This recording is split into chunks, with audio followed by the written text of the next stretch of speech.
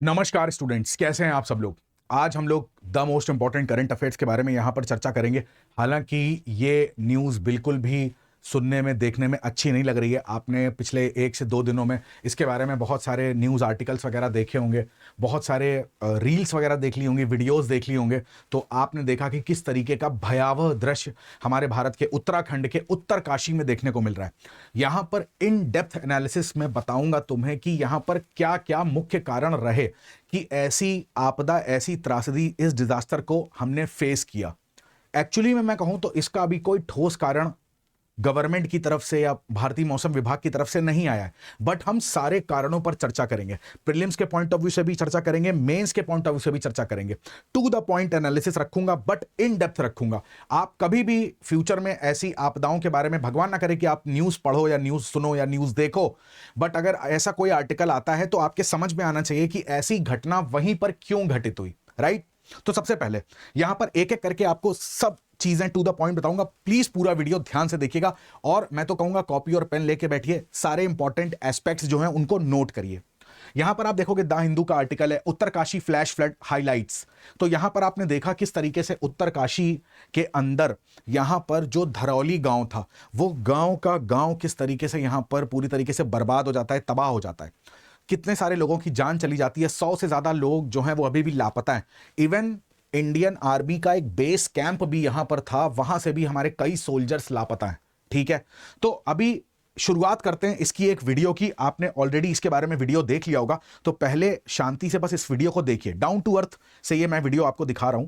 तो किस तरीके से पानी की मात्रा आप देखोगे ना, तेजी से गांव की तरफ बढ़ रही है। जो ये गांव आप देख रहे हो, इसी का नाम है धराली गांव, राइट। उत्तरकाशी जिले में पड़ता है। आप पानी की मात्रा को देखिए। अभी हर एक पॉइंट डिस्कस करके ज्योग्राफी के पॉइंट ऑफ व्यू से बताऊंगा कि कैसे ये पानी इस तरीके से यहां पर आया, और पूरा गाद आपको जो दिख रहा है, गांव का गांव जो है वो दब चुका है। इसके अंदर लोगों के जो घर थे वो दब चुके हैं। आप देख पा रहे हो यहां पर छतें दिखाई दे रही हैं, राइट। तो ये चीजें आपने देखी। अब यहां पर अगर इसके मेन रीजन की बात करें तो उस पर जाने से पहले थोड़ा सा मैपिंग पॉइंट ऑफ व्यू से भी चीजों को हम लोग क्लियर करते चलते हैं। ठीक है, देखो यहां पर ये उत्तराखंड का मैप है। उत्तराखंड के मैप में आपको यहां पर ऊपर की तरफ जो डिस्ट्रिक्ट देखने को मिलेगा, इसी को हम लोग बोलते हैं ये उत्तरकाशी जिला है। उत्तराखंड का एक जिला है, एक डिस्ट्रिक्ट है उत्तरकाशी के नाम से। यहीं पर आप देखोगे गंगोत्री ग्लेशियर आपको देखने को मिल रहा है, राइट।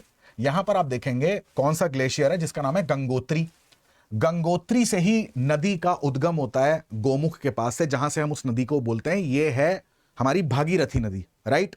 अलकनंदा नहीं, इसमें कंफ्यूज नहीं करना है। कमेंट सेक्शन में बताइए कि जो अलकनंदा है वो कहां से ओरिजिन होता है उसका।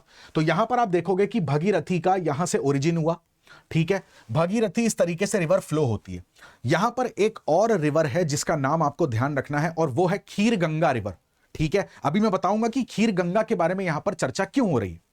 तो यहां पर आप भागीरथी रिवर का जो फ्लो है, जो डायरेक्शन है, वो आप देख रहे हो। ये उत्तरकाशी जिले में इस तरीके से फ्लो हो रही है।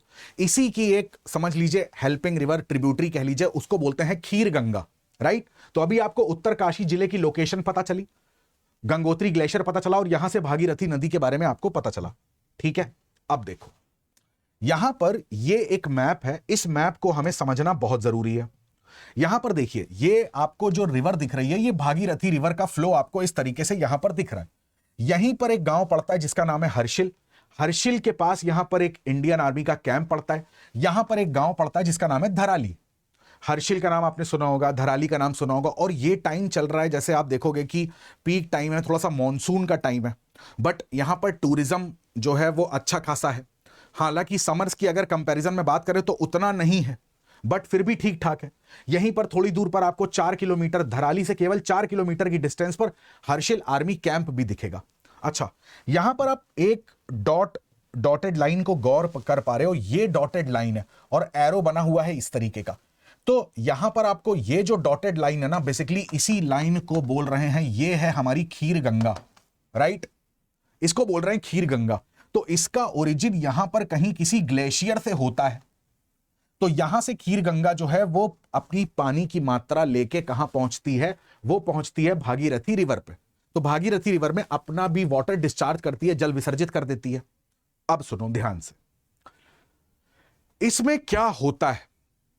2 दिन पहले अचानक से यहां पर एक न्यूज आती है कि इस जगह पर खीर गंगा का जहां पर ये ओरिजिन होता है, इस पॉइंट की बात कर रहा हूं, यहां पर देखा जाता है एक क्लाउड बस्ट। यहां पर क्या देखा जाता है? बादल फटने की एक घटना। अभी दिखाऊंगा बादल फटने की घटना क्या होती है और इसको कहते क्या, इसका कॉन्सेप्ट क्या होता है, इसके पीछे का मैकेनिज्म क्या है। जो ये बादल फटने की घटना होती है तो जाहिर सी बात है बहुत सारा पानी इस खीर गंगा में क्या हो जाता है, इंजेक्ट हो जाता है, और वो सारा पानी लेते हुए कहां पहुंचती है? इधर भागीरथी रिवर में, और बहने का डायरेक्शन केवल एक है, यहीं पर धाराली विलेज आपको देखने को मिल रहा है। तो सारा रास्ते में जो कंकड़ पत्थर मड वगैरह, जो कीचड़ वगैरह सब लेके पहुंचती है, और जो वीडियो आपने देखा वो कितना भयानक था, राइट। तो एक थ्योरी तो यहां पर यह बोली गई कि यहां पर हुआ है क्लाउड बस्ट। तो एक एक करके बात करते हैं, यहां पर जरा क्लाउड बस्ट के बारे में बात करते हैं। तो पहले मैं आपको दिखाऊंगा क्लाउड बस्ट कहते किसको हैं। जरा इस जीआईएफ को ध्यान से देखिए। यहां पर आप देख पा रहे होगे कि कितनी तेजी से छोटे से एरिया में बहुत सारी मात्रा में यहां पर वर्षा देखने को मिल रही है। ध्यान से देखिए इस वीडियो को, ठीक है। तो आप देख पा रहे हो कि एरिया का साइज जो है वो ऐसा बोला जाता है कि 10 से 20 किलोमीटर स्क्वायर का जो एरिया है, इस पे 1 घंटे के दौरान 100 mm या बात करी जाए 10 सेंटीमीटर अगर वर्षा हो जाती है 1 घंटे में, 10 से 20 स्क्वायर किलोमीटर के एरिया में अगर 10 सेंटीमीटर या 100 mm वर्षा हो जाती है तो इसको बोलते हैं क्लाउड बस्ट, इसको बोलते हैं बादल का फटना। एक और वीडियो आपको दिखाता हूं, इस वीडियो को जरा ध्यान से देखिएगा। यहां पर भी आपको वही चीज देखने को मिलेगी।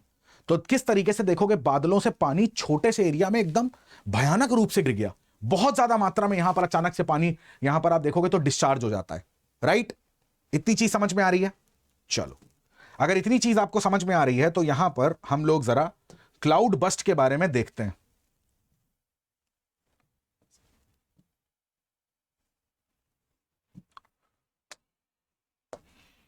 तो यहां पर समझो क्लाउड बस्ट बेसिकली क्या है? ओरोग्राफिक रेनफॉल, पर्वतीय वर्षा, इसको हम यहां पर बोलते हैं।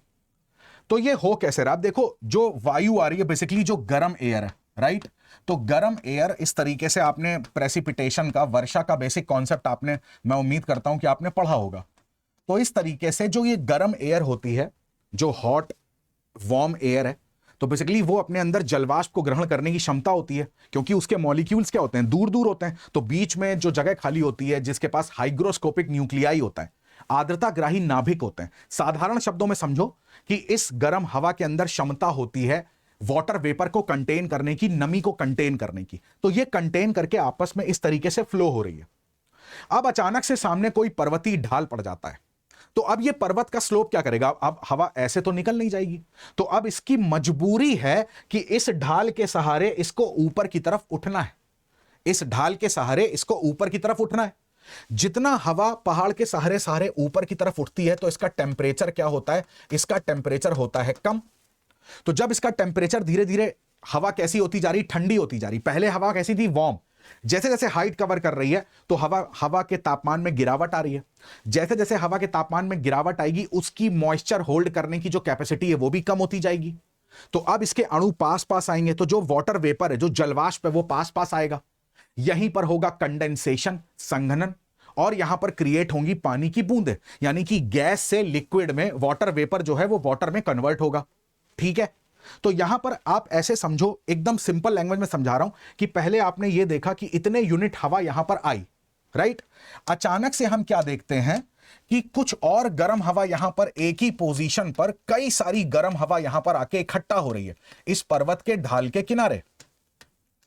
पहले नॉर्मली इतनी हवा आती थी, अचानक से ये हवा की जो क्वांटिटी है वो बढ़ गई। अब जब हवा की क्वांटिटी बढ़ेगी तो जाहिर सी बात है हवा इतनी मात्रा में ठंडी होगी, तो यहां पर क्या बनेंगे? यहां पर बनेंगे क्लाउड्स। और जनरली क्या देखने को मिलता है कि पर्वतीय वर्षा में आपको जो निम्बस क्लाउड होते हैं, निम्बोस्ट्रेटस क्लाउड जिनको बोल देते हैं, वो देखने को मिलते हैं, ठीक है। तो इस तरीके से क्लाउड्स बनेंगे। बट आप जरा यहां पर थोड़ी सी समझो मैकेनिज्म को, कि जितनी ज्यादा गर्म हवा पानी को लेके ऊपर बढ़ रही है और ठंडी हो रही है, तो यहां पर हवा की जो इनपुट हो रहा है, जितनी हवा जलवाष्प को लेके आ रही है वो मात्रा ज्यादा है, मगर जो कंडेंसेशन का प्रोसेस है वो बहुत धीरे हो रहा है। मैं क्या बोल रहा हूं कि यहां पर जितना वाटर वेपर जो है ठीक है, उसका जो कलेक्शन है वो बहुत तेज हो रहा है, जबकि अगर कंडेंसेशन की बात करें यानी कि संघनन की बात करें तो उसकी स्पीड बहुत स्लो है। तो अचानक से क्या होता है, बहुत सारी एयर यहां पर आके इकट्ठा हो जाती है, बट कंडेंसेशन बहुत धीरे धीरे हो रहा है। अचानक से यह होगा जब बहुत सारी गर्म हवा इकट्ठा होगी, तो कंडेंसेशन जब एक साथ होगा, जब कंडेंसेशन एक साथ होगा, पहले इतनी हवा फिर इतनी हवा, और सबका अगर कंडेंसेशन एक साथ होगा तो इतनी जगह में आपको बहुत ज्यादा मात्रा में बारिश देखने को मिलती है, राइट। इतनी जगह में आपको बहुत ज्यादा मात्रा में रेनफॉल देखने को मिलेगी। अब यही हवा जब दूसरी साइड जाएगी तो वो वृष्टि छाया क्षेत्र, रेन शेडो रीजन कहलाता है। खैर उस पर नहीं जाते हैं, यहां पर समझते हैं। तो इसी घटना को हम लोग बोलते हैं बादलों का फटना। अब जरा इसी कॉन्सेप्ट को मैं तुम्हें भारत की मैपिंग से समझाता हूं, यहां पर थोड़ा सा समझने की कोशिश करिएगा। ये इंडिया का मैप है, राइट।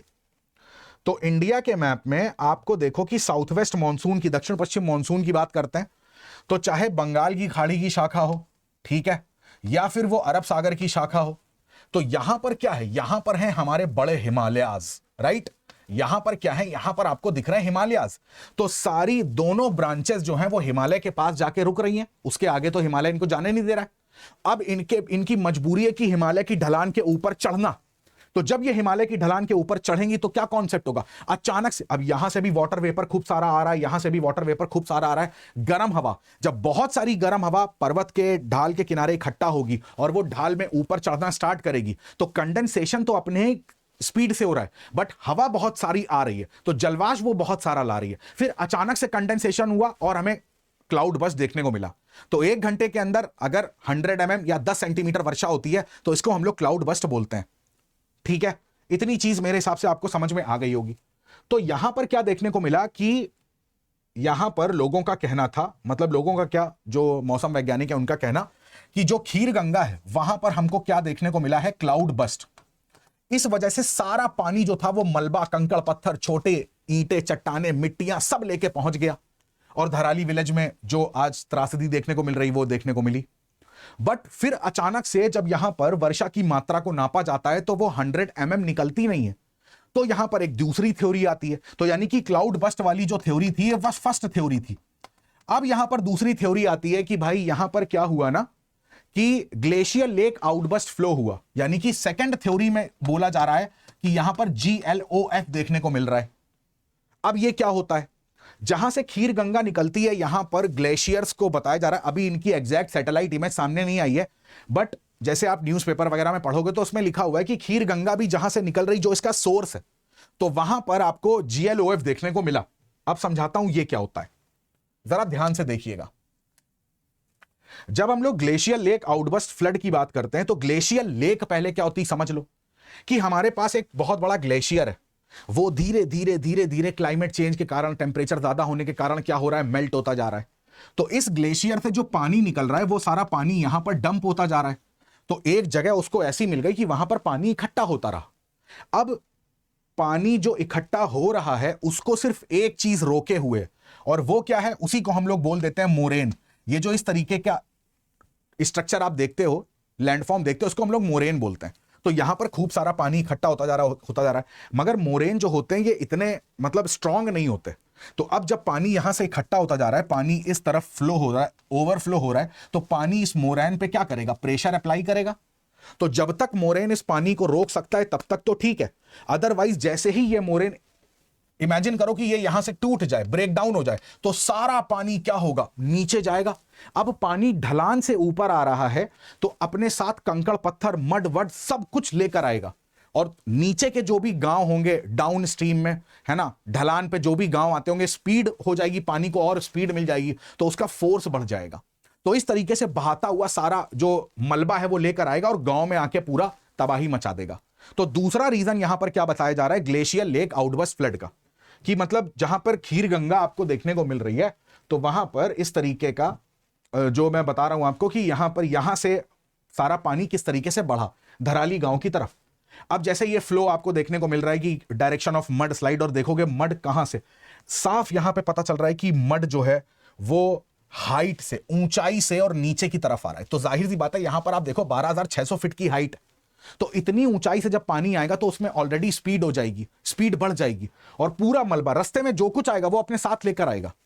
तो जो कुछ आ रहा है वो साथ लेकर, और इस तरीके से धराली गांव कितनी नीचाई पर पड़ रहा है, और यहां पर आके उसने 43 किलोमीटर पर आवर की स्पीड से आकर उसने इस गांव में नुकसान पहुंचाया, राइट। तो एक थ्योरी आपकी ये भी कहती है। अब जरा ये तो बातें हो गई सारी थ्योरी की, राइट। जैसे मैंने आपको बताया क्लाउड बर्स्ट के बारे में ये सारी चीजें हम लोगों ने डिस्कस करी, ठीक है। अब जरा यहां पर आपको यह भी चीज समझनी होगी कि क्या इसके अलावा भी कुछ कारण रहे हैं। तो यहां पर मैंने ना आपके मेंस पॉइंट ऑफ व्यू से कुछ चीजें इंपॉर्टेंट आपके लिए बताने का प्रयास किया। अब देखो क्लाउड बस्ट, तो इसके ऊपर मैंने ऐसे हैश लगा दिया, मतलब अभी संभावित कारण ये ऐसा बताया जा रहा था। फिर फ्लैश फ्लड, फ्लैश फ्लड का मतलब क्या होता है? फ्लैश फ्लड का मतलब क्या होता है, ध्यान से सुनिएगा। यहां पर दो शब्द आ रहे हैं, एक तो आ रहा है फ्लड, फ्लड मतलब क्या होता है? बाढ़ आना, और फ्लैश का मतलब होता है अचानक से।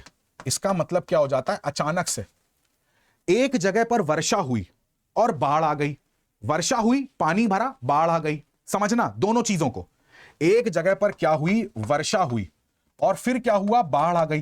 तो वर्षा होने और बाढ़ आने के बीच में अगर 6 घंटे से कम का समय होता है, ध्यान से सुनेंगे, वर्षा होने और बाढ़ आने के बीच में जो समय होता है बहुत कम होता है, मिनिमम 6 घंटे का अगर समय है, तो ऐसी बाढ़ को हम लोग फ्लैश फ्लड बोलते हैं। जैसा कि आपने वीडियोस में देखा कि अचानक से क्लाउड बस्ट हुआ, बारिश हुई रात में, और पानी कहीं ना कहीं कलेक्ट हो रहा था, अचानक से कोई मोरैन टूटा और पूरा पानी नीचे।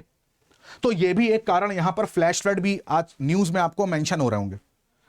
इसके अलावा यहां पर जो कारण बताए जा रहे हैं वो है हिमालय का अपना सिस्टम।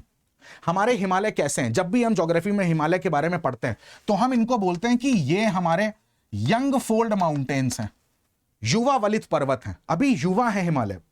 पेनिनसुलर इंडिया हमारा बहुत पुराना है, बट अगर हिमालय की बात करेंगे तो उसके कंपैरिजन में हिमालय नए हैं, तो हिमालयन रिवर्स भी नहीं है। तो जब हिमालय नए हैं तो यहां का जो रॉक है, यहां की जो चट्टानें हैं वो भी कैसी हैं? फ्रेजाइल हैं, अभी नाजुक हैं। तो हम क्या कर रहे हैं, हम यहां पर हमने क्या कर दिया? अनप्लानिंग इंफ्रास्ट्रक्चर, टूरिज्म को बढ़ाने के लिए हमने वहां पर बिना प्लान तरीके से इंफ्रास्ट्रक्चर का डेवलपमेंट किया।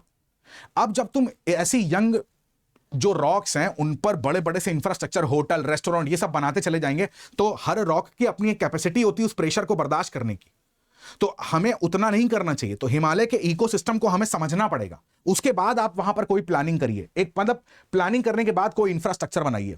अब हमने क्या कर दिया, वहां पे पूरा रोड्स कंस्ट्रक्ट कर दी, पूरे होटल्स कंस्ट्रक्ट कर दिए टूरिज्म को बढ़ाने के लिए, तो पूरा कंक्रीट बिछा दिया। अब कंक्रीट का फायदा मतलब यहां पर नुकसान क्या हुआ? नॉर्मली आपने क्या देखा होगा, जैसे आप इमेजिन करो कि एक जगह कोई प्लेग्राउंड है जहां स्पोर्ट्स वगैरह खेलते हो, तो वहां पर मिट्टी होती है। जब उस मिट्टी में पानी बरसता है ना, तो मिट्टी में पानी रिस रिस के ग्राउंड वाटर में चला जाता है, तो पानी वहां से कम हो जाता है, तो बाढ़ आने की संभावनाएं कम हो जाती हैं। मगर अगर कोई कंक्रीट, आप अपने छत की बात करो, तो छत जैसे आपने कंक्रीट वगैरह से बना रखी है, तो उसमें जब पानी बरसेगा तो पानी को आपने निकालने के लिए कहीं ना कहीं से रास्ता दिया होगा, उसमें पानी सूखेगा नहीं। तो यहां पर आपने क्या कर दिया, हिमालयन रीजन में आपने कंक्रीट का पूरा जंगल बना दिया है। तो उसमें क्या हो रहा है, पानी जब बरस रहा है तो पानी अब निकलने के लिए रास्ता ढूंढ रहा है, उसको निकलने के लिए रास्ता नहीं मिल रहा, तो कहीं पर कलेक्शन होता जा रहा है, और जैसे ही थ्रेशोल्ड पार करेगा अचानक से वो बाढ़ आ जाएगी। तो ये भी एक बहुत बड़ा ड्रॉबैक है। फिर यहां पर आप देखेंगे तो इंडिया का जो मॉनसून है, 75% रेनफॉल कब होती है? साउथ वेस्ट मॉनसून से, दक्षिण पश्चिम मॉनसून से, यानी कि मॉनसूनी सीजन में। तो यहां पर जो रेनफॉल हो रही है तो वो बहुत अधिक मात्रा में हो रही है। तो जब रेनफॉल होती है और यंग चट्टाने हैं, है ना, मतलब फ्रेजाइल चट्टाने हैं, इसके ऊपर आपने क्या कर रखा है, डिफॉरेस्टेशन, वनों को काटा है, तो मृदा को भी स्ट्रांग उसकी पकड़ है नहीं मृदा की। तो जैसे ही पानी पहाड़ों पे बरसता है, ढलानों पे क्या होता है, मृदा सब बह के नीचे आ जाती है। जरा सा भी बहुत तेज बारिश हुई तो मृदा पूरी नीचे आ गई, जो बचे कुछ पेड़ है वो धसक गए नीचे की तरफ। तो डिफॉरेस्टेशन करने का एक सबसे बड़ा ड्रॉबैक ये हुआ कि हमने अपनी सॉइल को कमजोर कर दिया।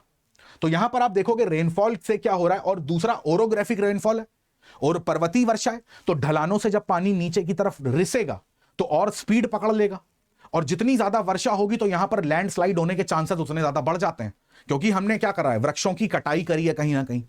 तो ये कुछ इंपॉर्टेंट रीजन भी है। जैसे मैंने आपको बताया स्टीप स्लोप, बहुत जो जिसको बोलते हैं ना खड़ी ढलान है, तो उससे पानी की स्पीड बढ़ जाती है। प्लस मलबा, जब पानी की स्पीड बढ़ती है तो अपने सामने वो चाहे बड़ी चट्टाने हो छोटी चट्टाने हो, उसको बहुत ज्यादा फोर्स मिल जाता है उनको धक्का देने का, उनको पुश करके नीचे लाने का, तो लैंडस्लाइड होने के चांसेस बहुत होते हैं। और वैसे भी रॉक फ्रेजाइल है, तो एक फ्लैश फ्लड हो जाए, क्लाउड बस्ट हो जाए, तो इतनी वर्षा हो जाती है कि चट्टान अपने आप खिसक जाती है नीचे।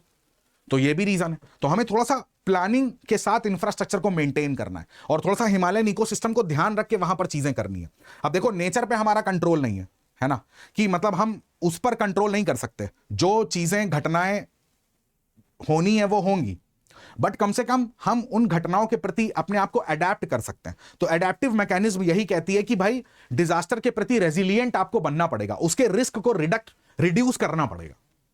तो ये पूरा जो मैंने एक ओवरव्यू दिया है, एक जो इन डेप्थ एनालिसिस करने की कोशिश करी है एक शॉर्ट वीडियो में, तो मैं उम्मीद करता हूं कि आपको ये चीजें समझ में आई होंगी कि जो उत्तरकाशी में धरौली विलेज में देखने को मिला उसके पीछे संभावित कारण क्या क्या रहे, और उसके अलावा हिमालयन इकोसिस्टम में क्या क्या कारण हो सकते हैं।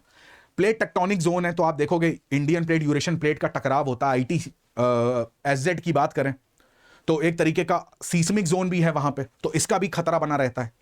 तो ये सारे संभावित कारण बताते हैं कि वहां पर इस तरीके की जो घटनाएं अक्सर देखने को क्यों मिल जाती हैं, राइट। तो मेरी तरफ से इतना ही। कमेंट सेक्शन में बताइएगा कि वीडियो कैसा लगा। कोई क्वेरी हो तो वो भी कमेंट में ड्रॉप कर दीजिएगा, तो मैं उसका भी आंसर करने की कोशिश करूंगा। आप सभी का बहुत बहुत धन्यवाद। Thank you so much. जय हिंद।